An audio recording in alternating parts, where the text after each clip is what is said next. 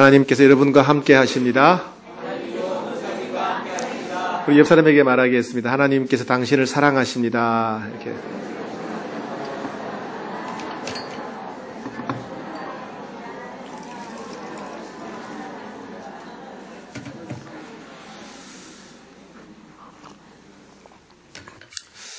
저희 집의 딸 하림이가 지난주에 교환학생을 한다고 이제 해외로 떠났습니다.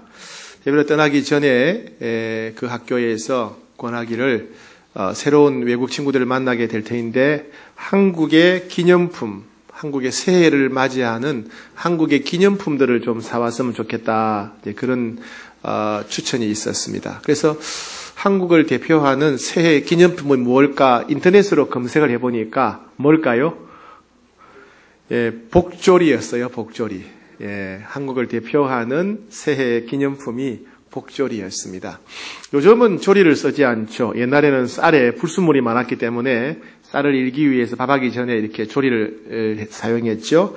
그래서 섣달 금음이 되면 조리 장수가 조리를 팔러 옵니다. 그러면 가정마다 일내 썰 조리를 준비하고 또 식구수대로 구입해서 방문 위나 또 집 기퉁이 같은 데다가 조리를 달아둡니다. 그리고 그 조리에다가 뭘 넣어두느냐 하면 돈이나 또 다음에 엿이나 성냥 등을 넣어둔다는 겁니다. 돈을 넣어두는 이유는 뭐냐면 조리로 쌀을 일 때 쌀이 조리 안에 담기듯이 돈이 담겼으면 좋겠다 그런 마음이고, 엿을 넣어둔 얘기는 뭐냐면 복이 엿처럼 찰싹 달라붙으라고 엿을 넣어두고, 성냥을 넣어둔 이유는 뭐냐면 불길이 일어나듯이 그렇게 복이 팍 일어났으면 좋겠다, 이제 그런 기원하는 마음으로 조리에다가 이렇게 뭘 담아서 매달아 둔다고 합니다. 가만히 생각해 보면 참 한국 사람들은 새해에 기대하는 것이 역시 돈이죠. 뭐니 해도 돈이죠. 부자가 되었으면 좋겠다. 부자가 되었으면 좋겠다 하는 그런 간절한 염원이 한국 사람들에게 많구나 하는 걸 알 수가 있습니다. 여러분은 새해를 맞아서 어떤 소원을 가지고 있습니까? 새해에 어떤 기대를 가지고 있습니까? 여러분, 그 일이 이루어지기 위해서 어떤 노력을 하고 어떻게 살기로 작정하고 계십니까? 오늘 본문의 말씀은 예수님께서 3년 동안의 공생애를 시작하시기 직전에 예수님이 그 3년 동안 무슨 일을 하셔야 될지, 예수님의 사명이 무엇인지, 그 일을 어떻게 이루실 것인지, 예수님의 삶의 방향과 태도를 결단한 그런 본문입니다. 우리 사건을 통해서 또 예수님의 모습을 본받도록 그렇게 결단하는 시간이 되었으면 좋겠습니다. 오늘 본문의 배경은 4장 1절 2절에 나와 있습니다. 4장 1절 2절 같이 읽겠습니다. 시작. 예수께서 성령의 충만함을 입어 요단강에서 돌아오사 광야에서 40일 동안 성령에게 이끌리시며 마귀에게 시험을 받으시더라. 이 모든 날에 아무것도 잡수시지 아니하시니 날수가 다함에 줄이신지라. 네, 예수님께서 요단강에서 돌아오셨다. 그에게 예수님께서 세례를 받으셨다는 말씀입니다.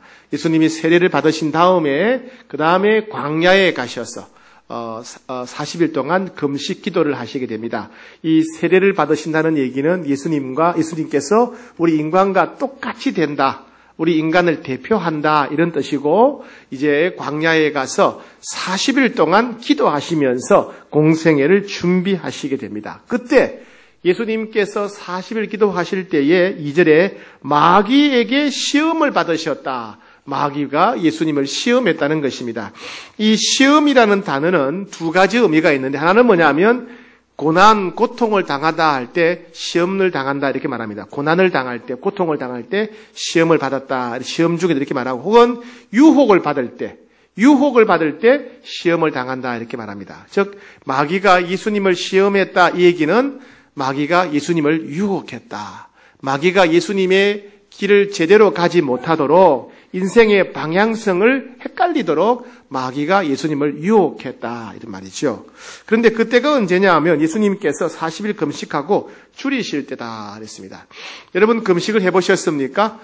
한 사흘 정도 금식하고 나면 냉장고 안에 뭐가 있는지 다 알 수 있죠. 그죠? 네. 일주일 정도 금식하면요, 이웃집에 오늘 저녁 메뉴가 무엇인지 다 알 수가 있습니다. 그죠? 40일 정도 금식하게 되면 온 동네에 음식 냄새가 다 들어올 겁니다. 꿈에도 소원이 먹는 거겠죠. 그렇죠? 그럴 때 마귀가 예수님을 유혹한 겁니다. 자, 3절 시작. 마귀가 이르되 네가 만일 하나님의 아들이여든 이 돌들에게 명하여 떡이 되게 하라. 이런 말입니다. 예수야, 네가 40일 굶어보니까 배가 무척 고프지? 네가 하나님의 아들이지 않느냐? 네 능력으로 빨리 돌을 가지고 떡을 만들어 먹어라.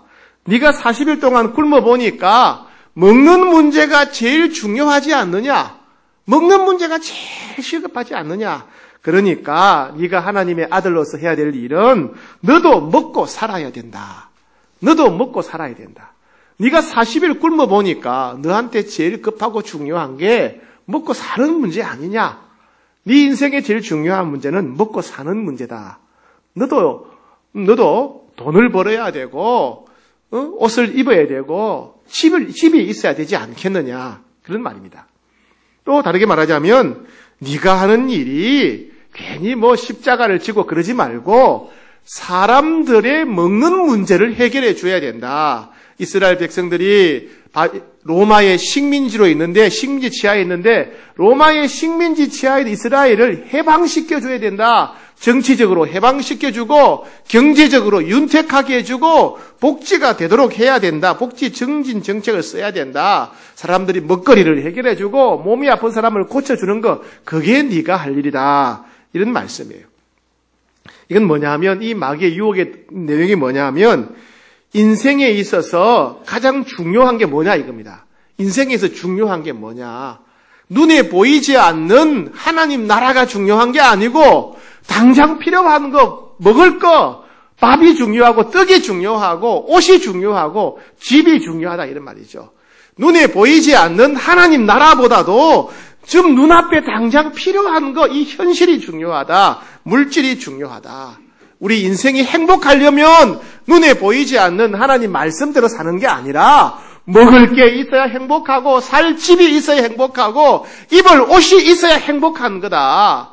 인생의 목적이 뭐냐? 눈에 보이지 않는 하나님 나라 천국 가는 게 인생의 목적이 아니고 먹을 걸 마련하고 더 좋은 것 마련하는 거, 그게 인생의 목적이다. 이렇게 얘기하는 게 마귀의 유혹입니다. 예수님의 능력으로는 충분히 돌을 가지고 떡을 만드실 수 있죠. 오병이어 사건이라든가 칠비영이어 사건을 보면 예수님은 얼마든지 가능하시지 않겠습니까? 근데 예수님은 그렇게 하지 않으셨어요. 예수님 뭐라고 하십니까? 하신 말씀 대답을 4절 시작. 예수께서 대답하시되 기록된 바 사람이 떡으로만 살 것이 아니라 하였느니라. 이 말씀은 신명기 8장 말씀이에요. 사람이 떡으로만 사는 것이 아니라 여호와의 입에서 나오는 모든 말씀으로 산다. 그 말씀을 예수님이 재인용한 겁니다. 이 신명기 8장 3절 말씀은 원래 무슨 뜻이냐 하면 이스라엘 백성이 40년 광야 생활을 다 끝낸 다음에 하나님께서 모세를 통해 주신 말씀이에요. 이스라엘 백성들은 광야 40년 동안에 어려움이 많았어요. 광야에 지내니까 물이 없었습니다. 농사나 목축업을 할 수 없으니까 먹을 게 없었어요. 그래서 물이 없다고 하면 하나님께서 쓴물을 단물로 바꿔주시거나 아니면 바위 틈에서 반석에서 물이 나오게 하시거나, 먹을 게 없다고 하면 하나님 매일 만나를 내려주시거나 고기가 필요하다면 메추라기를 보내주셨고, 그렇죠. 그래서 40년 동안에 물이 없어서 목이 말라 죽은 사람은 한 사람도 없었어요.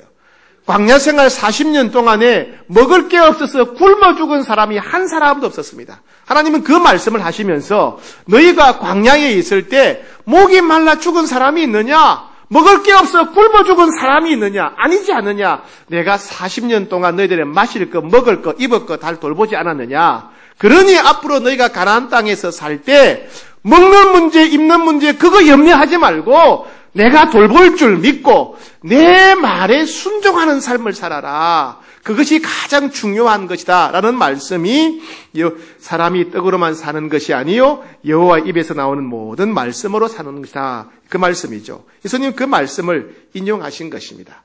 그래서 예수님께서 돌로 떡을 만들지 않으신 것은 무엇입니까? 광야 생활에서 하나님이 이스라엘 백성들을 책임지신 것처럼 오늘날도 하나님이 우리를 돌보신다.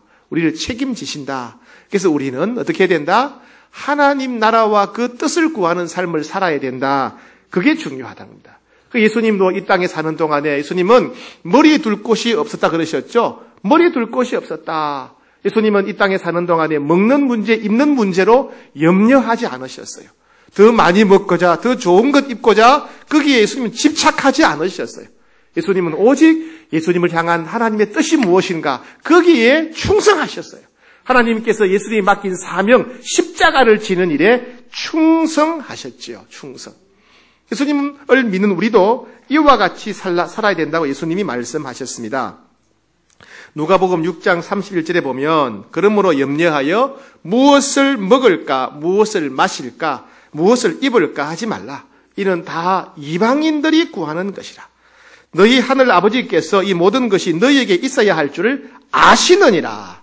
그런즉 너희는 먼저 그의 나라와 그의 의를 구하라. 그리하면 이 모든 것을 너희에게 더하시리라. 주님 말씀하셨어요. 이 말씀은 우리의 기본적인 필요를 무시하는 말이 아닙니다. 주님은 주기도문을 통해서 일용할 양식을 위해서 기도하라고 하지 않으셨습니까? 여러분, 우리는 돈이 없을 때는요, 돈을 달라고 기도해야 돼요.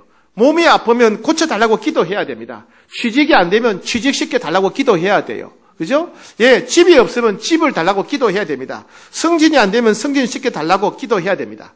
근데 문제는 뭐냐 하면, 그런 일상생활의 문제가 우리 삶의 관심의 전부가 되어서는 안 된다는 겁니다. 많은 사람들이 돈이 없으면 돈이 세상에서 제일 중요하다고 생각해요. 오직 돈만 생각한다는 겁니다. 그러다 보니까 돈만 생각하다 보니까 하나님의 뜻을 잊어버릴 때가 있고 하나님 말씀을 듣지 못할 때가 있고 사명을 소홀히 할 때가 있다는 것입니다. 이와 같이 돈이든 양식이든 집이든 이런 것들이 우리의 주된 관심이 되고 관심의 전부가 되고 우리 삶의 주인이 되어서는 안 된다는 겁니다. 돈이 주인 되면 안 된다. 집이 주인 되면 안 된다. 직장이 주인 되면 안 된다는 것입니다. 우리가 그것을 하나님께 달라고 기도하되 하나님께 믿고 맡기라는 겁니다. 그리고 우리의 관심은 더 가치 있는 길, 더 복된 길, 더 영원한 길을 살기 위해서 나를 향한 하나님의 뜻이 무엇인가 귀를 기울이고 거기에 순종해야 된다는 겁니다. 하나님이 내게 주신 사명이 무엇인가를 깨닫고 그 사명에 충성하는 삶을 살아가야 된다는 겁니다. 그게 진짜 우리 인생을 복되게 하고 우리가 마땅히 살아가야 할 인생의 방향이라는 것입니다. 우리는 돈이 없으면 힘들지요. 그러니까 돈이 없더라도 하나님 말씀을 추구해야 됩니다. 몸이 아프더라도 하나님이 기뻐하시는 뜻이 무엇인가 알고 헌신해야 됩니다. 때로 취업이 안 되고 때로 집이 없다 할지라도 하나님이 우리에게 맡기신 사명에 최선을 다하며 살아가야 된다. 그것이 예수님이 살아가는 삶이고 우리가 마땅히 살아갈 길이라고 할 수 있겠습니다. 부산에 가면 손현보 목사님이라는 분이 계십니다. 유명한 분이시죠. 이분이 책을 하나 지으셨는데 목사님 전도가 너무 쉬워요 라고 하는 책을 지으셨어요. 이 책에 보면 이런 재미있는 이야기가 실려 있습니다. 이 목사님의 교회에는 연세 많은 권사님이 한 분 계신데 집이 권사님 댁이 교회 바로 근처였답니다. 그런데 권사하고 집이 교회 근처에 있는데 새벽 기도회를 안 나오는 겁니다. 어쩌다가 가물에 정말 콩나듯이 어쩌다가 한번 교회 나오지 거의 새벽 기도를 안 나오시는 거예요. 그래서 목사님이 이상하다. 이 권사님이 왜 새벽 기도를 안 나오나. 집도 교회 근처인데. 알아보니까 이 권사님이 집 근처에 텃밭에다가 고추 농사를 하는 겁니다. 고추 농사. 그 고추 농사를 얼마나 신경을 쓰는지 고추 한 포기 한 포기를 그냥 자식같이 돌보는 겁니다. 아침에 일어나면 고추밭에 가서 풀 뽑고 벌레 잡아주고 물 주고 이걸 하는 겁니다. 이거 하는 거예요. 그냥 고추밭에 그냥 인생을 거는 겁니다. 그래서 목사님이 이 사실을 알고 밤에 몰래 가가지고 그 권사님 고추밭에 고추나무를 다 뽑아버린 겁니다. 전부 다 뽑아버렸어요. 다음날 권사님이 아무것도 모르고 낮에 고추밭에 가보니까 고추나무가 다 뽑혀야 됩니다. 기절초풍할 일이었어요. 그죠? 고추 모종을 사다가 심고 온갖 정성을 다해서 자식 농사하듯이 그렇게 정성을 다했는데 한 그루도 남지 않고 다 뽑혀가지고 햇빛에 삐쩍 말라 있는 겁니다. 이 권사님이 그 일을 알아 누웠어요. 그죠? 그동안 자식까지 키워온 고추나무가 다 죽었으니 자식이 죽은 것처럼 그냥 밥맛도 없고 잠도 안 오고 알아 누웠어요. 군사님이 알아 누우셨다 그 말을 듣고 신방을 가셨어요. 가보니 군사님이 화가 머리 끝까지 남아있고 말 그대로 살기가 등등하더랍니다. 목사님, 도대체 어떤 놈이 그랬는지 잡히기만 하면 가만두지 않겠습니다. 다리 몽댕이를 부르뜨려 놓겠습니다. 그놈 때문에 분해서 심장이 부들부들 떨립니다. 이러더란 거예요. 목사님이 가만히 있다가 군사님, 사실은 제가 군사님 고추밭을 다 망가뜨렸습니다. 군사님 기가 막혀가지고 말문이 막히는 거예요. 아니 목사님, 도대체 왜 그러셨습니까? 그러니까 목사님 말씀이 군사님, 조금 전에 군사님이 죽어가는 고추나무 때문에 심장이 부들부들 떨린다고 하셨죠. 예. 그러니까 그런데 군사님이 37년 전에 예수 믿으셨고 15년 전에 군사가 되셨는데 지금까지 단 한 번이라도 예수 믿지 않고 죽어가는 사람들 때문에 심장이 부들부들 떨린 적이 있습니까? 가만히 생각해 보니까 고추나무가 죽어서는 심장이 부들부들 떨렸지만은 죽어 지옥 가는 영혼 때문에 슬퍼하거나 분노한 적은 한 번도 없었거든요. 그러자 목사님이 그 말씀이 무슨 뜻인지 깨달은 거예요. 아, 내가 잘못된 방향으로 살고 있었구나. 내가 잘못 살았구나. 내가 헛되이 살았구나. 그걸 깨달았어요. 군사님이 누워 계시다가 갑자기 뻘떡 일어나가지고 젊은 목사님 앞에 무릎을 꿇고 목사님, 제가 잘못했습니다. 이까지 고추밭이 뭘 하고 제가 그렇게 안달했습니까? 그러면서 막 이제 울면서 회개하더라는 겁니다. 근데 재미있는 것은 이 군사님이 새벽 기도에 나오시고 나서 한 3일째 되었는데 세 가족 한 분이 그 군사님하고 같이 새벽 기도에 나오시더라는 겁니다. 그래서 목사님이 그 세 가족이 물었대요. 아니, 어떻게 해서 새벽 기도에 나오실 마음을 품었습니까? 그러니까 그 세 가족이 답하기를, 목사님, 저 군사님 고추밭 바로 옆이 저희 고추밭입니다. 새벽 기도에 안 나오면 목사님이 저희 고추밭을 다 뽑아버릴 거 아닙니까? 그래서 나왔다는 거예요. 근데 더 놀라운 일이 일어났습니다. 이 군사님이 고추밭에 대한 미련을 싹 끊어버리고 새벽 기도에 나오셨는데 그 해에 11명을 전도하더라는 거예요. 그 다음에부터 이 군사님이 이 교회의 전도왕이 되셨답니다. 전도왕이. 예. 물론 여러분, 고추 농사도 필요합니다. 그죠? 저는 고추나무 뽑지 않겠습니다. 필요합니다. 그죠? 그러나 그것이 우리 인생의 전부가 되어서는 안 된다는 겁니다. 고추나무가 우리 인생의 우선순위가 되고 우리 인생의 목적이 되어서는 안 된다는 겁니다. 저는 새해 하나님께서 여러분들의 모든 기도에 응답하시고 여러분의 필요를 채워주시기를 축복합니다. 그렇게 될 줄 믿습니다. 그거는 하나님께 맡깁시다. 그것들이 우리 인생의 주인 노릇해서는 안 되겠습니다. 오직 우리의 관심은 하나님이 기뻐하시는 것이 무엇일까? 하나님의 뜻을 헤아려서 순종하는 삶을 살아야 되지 않겠습니까? 어떤 형편에 있다 할지라도 하나님께서 우리 각자에게 맡긴 사명에 충성하는 삶을 살아야 되지 않겠습니까? 그런 여러분 되기를 축복합니다. 자, 마귀가 8절 한번 다시 읽겠습니다. 8절부터 시작. 마귀가 또 그를 데리고 8절 지극히 높은 산으로 가서 천하 만국과 그 영광을 보여 가로되 만일 내게 엎드려 경배하면 이 모든 것을 내게 주리라. 이 말씀은 뭐냐면 마귀가 예수님에게 천하 만국을 보여줍니다. 모든 사람을 보여줘요. 그러면서 예수야, 네가 원하는 게 세상을 얻는 거 아니냐, 인류를 다 구원하려고 하는 게 아니냐. 사실요, 인류가 타락하고 죄를 지으면서부터 그때부터 세상의 주인은 마귀였습니다. 세상의 왕은 마귀라는 거예요. 마귀. 그런데 마귀가 그 인류를, 모든 사람을, 세상을 예수님한테 통째로 주겠다는 겁니다. 굳이 십자가 지고 하는 그런 힘든 거 하지 말고 내게 절해라.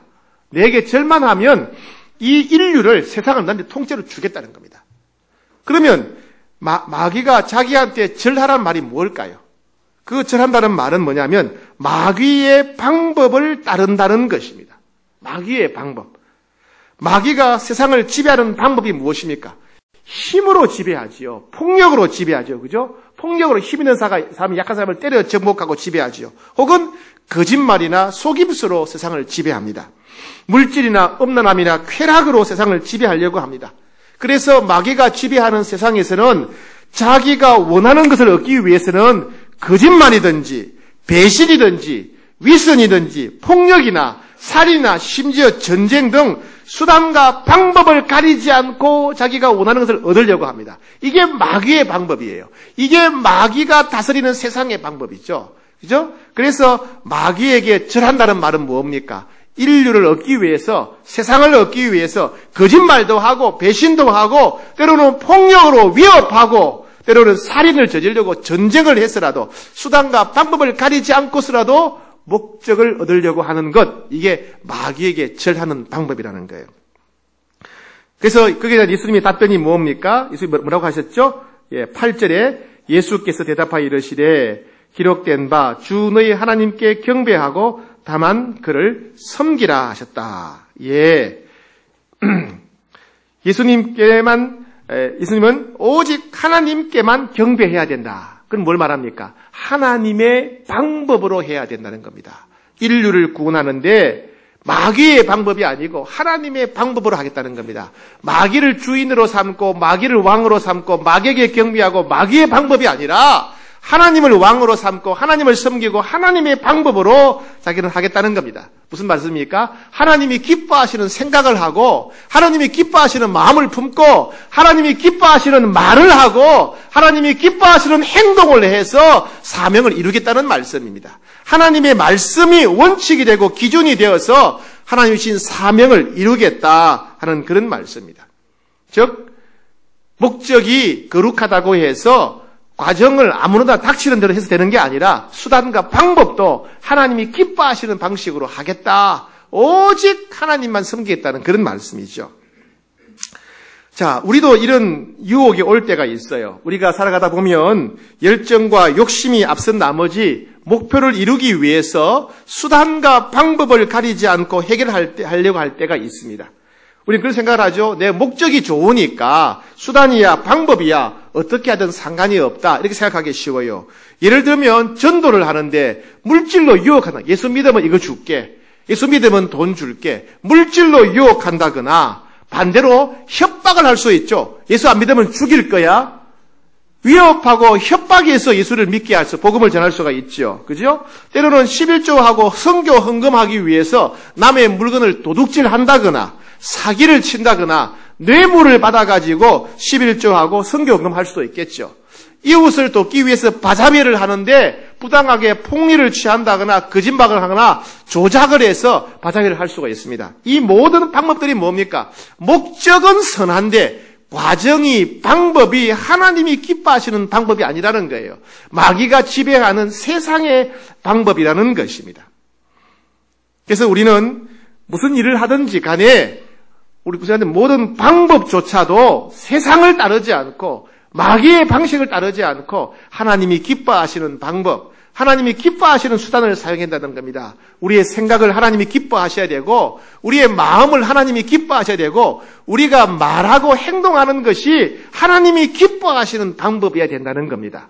가끔 교회 일을 한다고 이거 교회 일이고 하나님의 일이니까 막 사람을 윽박지르거나 다른 사람을 험담하거나 다른 사람에게 상처를 주거나 막 짓누르거나 거짓말을 하는 그런 사람들이 있습니다. 절대 하나님은 기뻐하시지 않습니다. 그건 마귀의 방법이고 그건 마귀를 섬기는 방식이에요.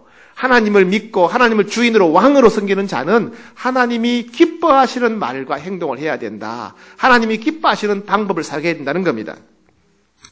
다윗의 예를 들자면요. 사울이 다윗의 장인이었죠. 다윗은 사울의 사위였습니다. 그런데 사울이 다윗을 죽이려고 했습니다. 시기 질투심 때문에. 얼마나 시기 질투이 무서우냐 하면 장인이 사위를 죽이려고 할 정도로 시기 질투가 무서운 거예요. 하루는 밥을 먹는데 사울이 밥 먹고 있는 다윗을 죽이려고 창을 힘껏 팍 던졌습니다. 그 창이 벽에 꽂힐 정도로. 어떤 데는 다윗이 잠을 자고 있는데 이 사울이 자객 암살단을 보내가지고 다윗을 죽이려고 했어요. 그것도 실패하자 병사들 3,000명을 보내가지고 다윗을 잡아서 죽이게 만들어요. 그래서 다윗은 늘 도망다닙니다. 그 좁은 나라에서 이리 갔다 저리 갔다 늘 도망다니죠. 그래서 다윗은 한 번도 10년 동안, 무려 10년 동안 편하게 밥을 먹어본 적이 없고 발 뻗고 잠을 잔 적이 없어요. 무슨 소리만 들려도 긴장하는 거예요. 얼마나 사울이 미웠겠습니까? 사울 때문에 이게 인간답지 못하게 짐승같이 사는 거예요. 그죠? 사울만 죽으면 이 모든 것이 역전되고 사울만 죽으면 자기가 왕이 되는 겁니다. 그런데 어느 날 다윗이 어느 굴에 숨어 있는데 사울이 그걸 모르고 혼자 잠을 자려고 굴 속으로 들어온 거예요. 그러면 다윗이 잠자고 있는 사울을 죽일 수 있는 너무 좋은 기회잖아요. 쉽게 죽일 수 있습니다. 사울을 죽이면 이 끔찍한 도망자 생활 끝나는 겁니다. 인생이 역전되는 거예요. 철천지 원수입니다. 얼마나 통쾌하고 얼마나 속이 시원하겠습니까? 사울을 죽이게 되면 자기가 그 즉시로 이스라엘의 왕이 되는 겁니다. 그 주변 사람들이 사울을 죽이자고 말합니다. 그런데 다윗은 죽이지 않습니다. 왜요? 이 사울은 악한 왕이라 할지라도 누가 세웠다? 하나님이 세운 왕이라는 거예요. 하나님이 세운 왕이니까 이 사람이 악할지라도 이 사람을 패하는 것은 하나님이 하실 일이라는 거예요. 하나님이 하실 일이라는 거예요. 나는 하나님 앞에 불순종할 수 없다. 나는 하나님 앞에 범죄할 수 없다. 아무리 미워도 이 사람을 죽이면 내가 왕이 된다 할지라도 나는 죽일 수 없다. 그리고 사울을 죽이지 않죠. 그런 일이 2번이나 일어나죠. 그죠? 이와 같이 우리가 쉬운 일이라 할지라도 내게 유익한 일이라 할지라도 하나님이 기뻐하시지 않는다면 단호히 거절하고 하나님이 기뻐하시는 방법을 선택하며 살아가야 된다. 그런 말씀입니다.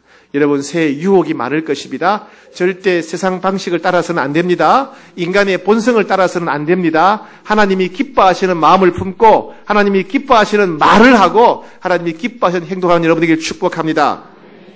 세 번째는요. 자, 봅시다. 9절, 10절, 11절 읽어보겠습니다. 시작. 또 이끌고 예루살렘으로 가서 성전 꼭대기에 세우고 이르되 네가 만일 하나님의 아들이어든 여기서 뛰어내리라. 기록되었으되 하나님이 너를 위하여 그 사자들을 명하사 너를 지키게 하시리라 하였고 또한 그들이 손으로 너를 받들어 네 발이 돌에 부딪히지 않게 하시리라 하였느니라.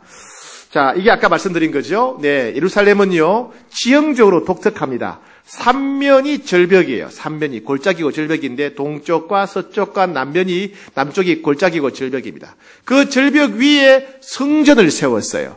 그러니까 예루살렘 성전 꼭대기에 서면 성전 높이가 있고 그 밑에 기드론 골짜기 절벽의 높이가 있는 겁니다. 얼마나 아찔하겠습니까?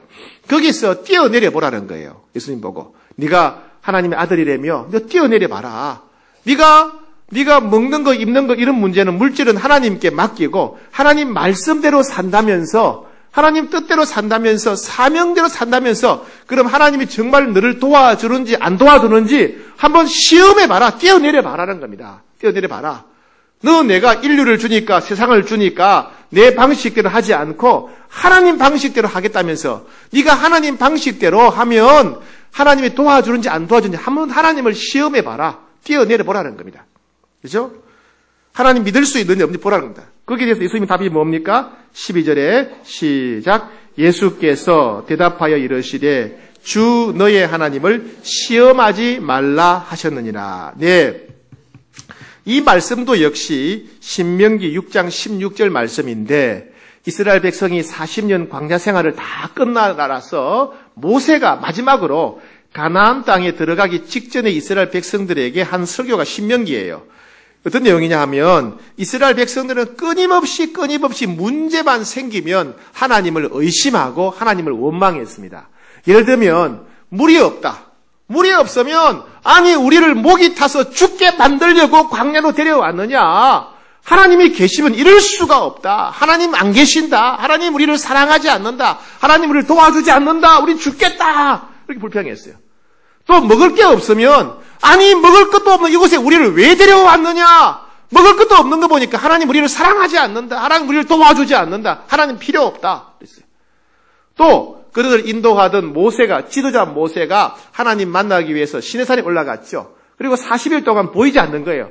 지도자가 보이지 않으니까 우리는 버림받았다. 하나님 우리를 떠났다. 하나님 우리에게 필요 없다. 하나님 말고 우리 다른 거 만들자 해가지고 뭘 만들었습니까? 황금 송아지 만든 거예요. 이스라엘 백성들은 끊임없이 하나님을 믿지 못하고 끊임없이 의심하고 끊임없이 배신했던 겁니다.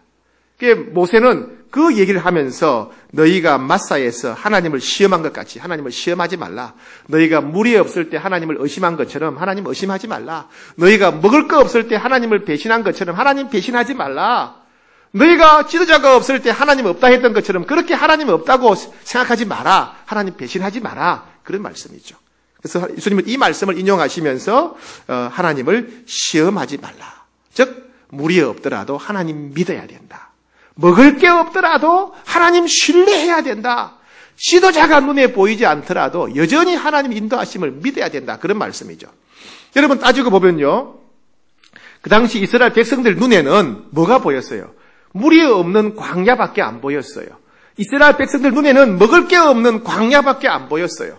이스라엘 백성들은 5년 뒤에, 아니 5초 뒤에도 무슨 일이 일어날지 몰랐습니다. 그러나 하나님의 손에는 계획이 있었어요. 이스라엘 백성들 430년 동안 비참한 노예로 살던 그들을 데려가서 젖과 꿀이 흐르는 땅, 자유의 땅, 젖과 꿀이 흐르는 풍요의 땅, 자유의 땅에 이스라엘 백성들을 데려가려고 하는 하나님의 계획이 있었습니다. 그죠? 결국 하나님 그들을 데려가셨죠. 예, 이스라엘 백성들이 믿음의 눈만 있었다면 지금 마실 물이 없어도 지금 먹을 게 없어도 지금 모세가 안 보여도 하나님은 우리를 가나안 땅으로 데려가려고 하는 계획이 있으시다. 반드시 우리를 저기로 데려가실 것이다. 그런 믿음을 갖고 계속 하나님을 신뢰했을 것입니다. 그러나 그들은 하나님의 눈에 보이지 않는다고 하나님을 의심했고 하나님을 배신했고 그죠? 하나님 멀리했던 겁니다. 그죠? 예, 그런 현실에 대해서 너희는 물이 없더라도 먹을 게 없더라도 지도자가 안 보이더라도 계속해서 하나님을 신뢰해야 된다. 살아계신 하나님, 함께 하시는 하나님, 놀랍고 풍성한 계획을 가지고 인도하시는 하나님을 믿어야 된다. 의지해야 된다. 그런 말씀이죠. 예. 예수님은 그런 면에서 나는 하나님을 의심하지 않고 하나님을 신뢰한다. 이런 뜻입니다. 자, 여러분 우리도 이럴 때가 있습니다. 우리도 때로 먹을 것이 없으면, 마실 것이 없으면 그런 것들이 절실해지죠. 그죠? 집에 쌀이 떨어지면 참 애가 타지 않습니까? 그죠? 예, 돈이 떨어지면 참 마음이 힘들지요. 돈 떨어지면. 취업이 안 되면, 합격이 안 되면 얼마나 힘듭니까? 결혼 정년기인데 결혼 못하면 얼마나 힘듭니까? 사업이 안 되고 승진이 안 되면 참 힘들어요. 내가 원하고 기대했던 일들이 이루어지지 않고 실패한다면 얼마나 속상합니까? 고통스럽지요. 죽을 것 같지요. 수치스럽지요. 사람 만나기 싫지요. 인생이 망한 것 같이 느껴집니다. 그때 우리는 하나님이 안 느껴지는 거예요. 돈이 없으면, 합격이 안 되면, 내가 기대하던 일이 이루어지지 않고 실패하면 하나님이 계시다면 이럴 수 있나? 기도해도 안 되네. 기도해도 안 되네. 내가 간절히 기도해도 병이 안 낫네. 하나님 멀리 계신 것 같아. 하나님 나를 버리신 것 같아. 하나님 믿어도 소용없네. 이러면서 우리는 믿음이 무너지기 시작합니다. 때로는 조건을 제시하기도 하지요. 이 병 고쳐주면 믿겠습니다. 승진시켜주면 믿겠습니다. 이 일이 이루어지면 믿겠습니다. 합격하면 믿겠습니다. 그게 뜻대로 안 되면 이제 하나님 떠나겠습니다.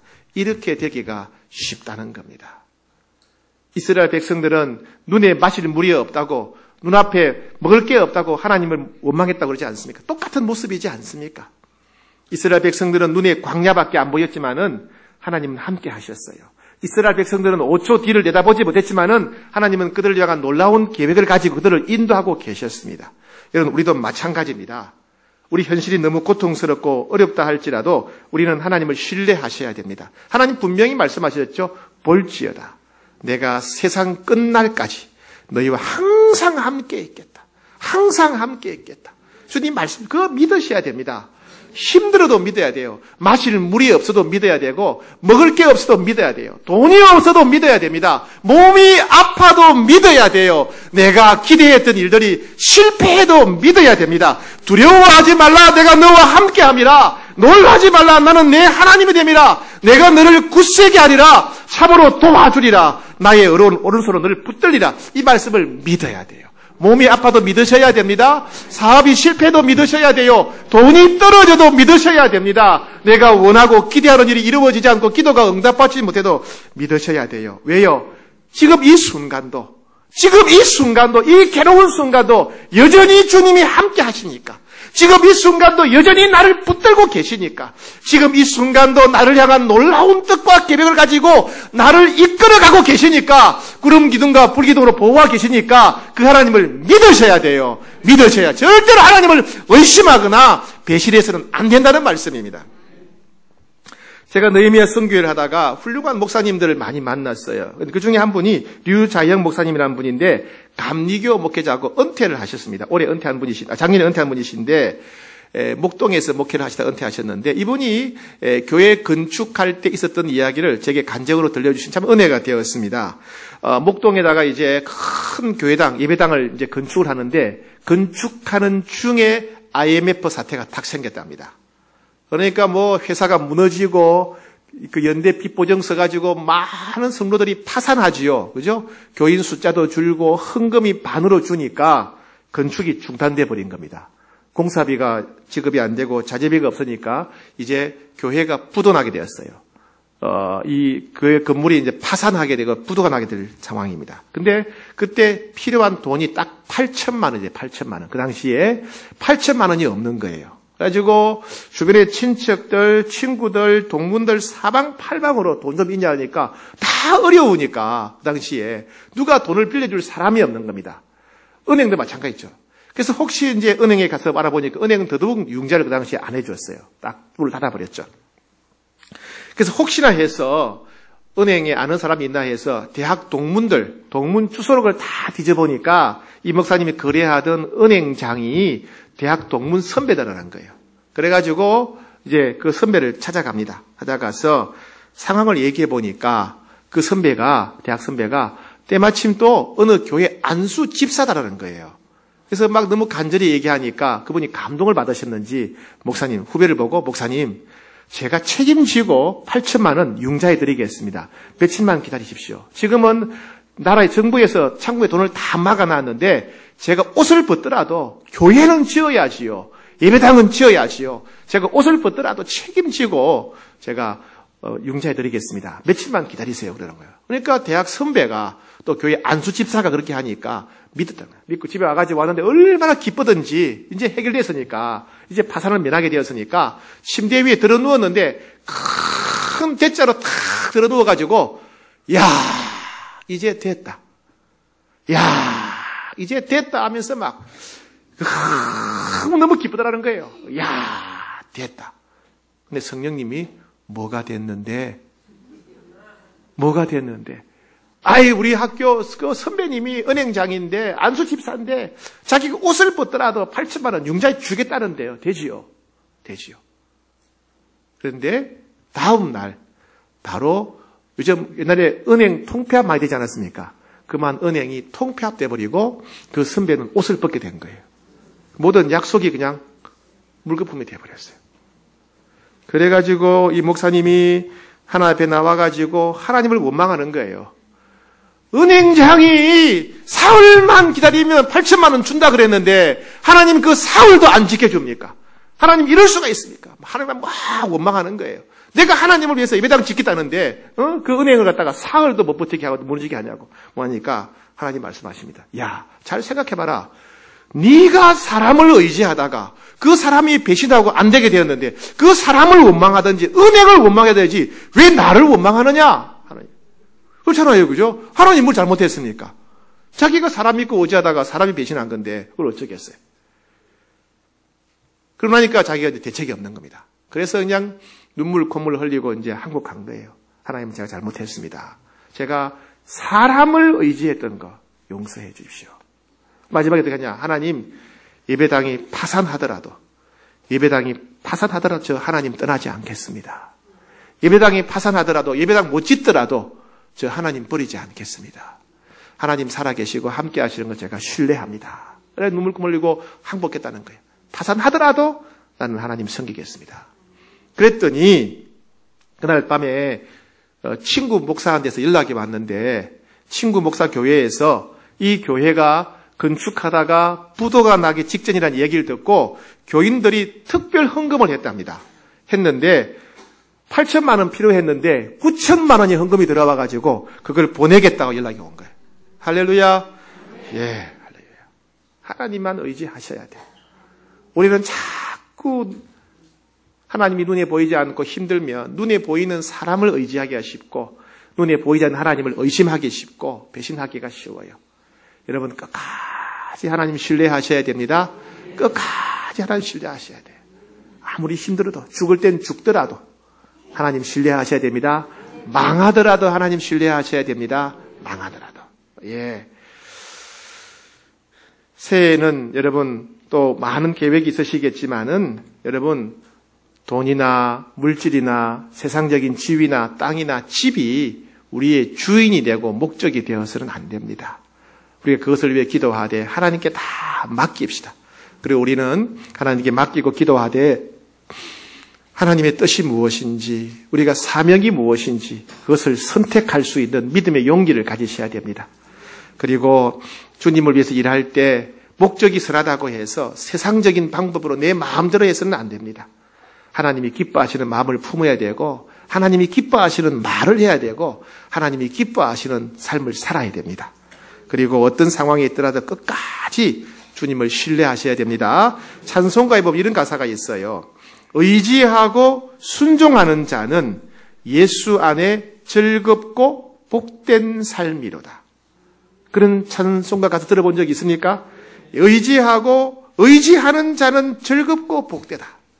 하나님을 어떤 상황에서 하나님을 의지하는 자는 즐겁고 복되다. 순종하는 자는 즐겁고 복되다는 가사입니다. 찬송가 449장 한번 부르고 기도하겠습니다.